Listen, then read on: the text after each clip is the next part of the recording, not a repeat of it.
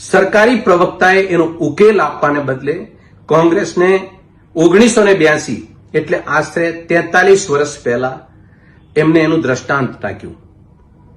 માન્ય કૃષિ મંત્રી, માન્ય સરકારી પ્રવક્તા 42 વર્ષે એની 13 વર્ષની ઉંમર હશે।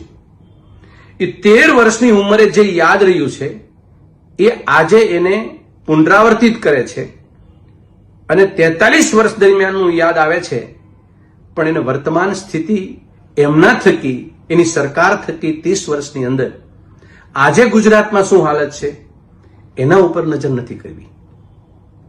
કોંગ્રેસને એવા શબ્દો કીધા કે કોંગ્રેસનું મોઢું ગંધાય છે, કોંગ્રેસે એના અરીસામાં જોવું જોઈએ। આ અસંસદીય અને એમને શોભા દેતા શબ્દો નથી। કોંગ્રેસના સમયની અંદર કોંગ્રેસે ખેડૂતોને આપતકાલીન કે અતિવૃષ્ટિ કે એવી પરિસ્થિતિ, કુદરતી પ્રકોપ હોય ત્યારે એને રાહત કામ જેવા પાપ કરવા માટે રાહત કામ એ સરકાર આપે અને ખેડૂતો એના પરસેવાનું કમાય અને ન છૂટકે કરવાની પ્રવૃત્તિ ભાગે આવે, પણ એ સોમાની રોટલો એના ઘરની થાળીમાં આવે તો એ પાપ કહેવાય? ખેડૂતોને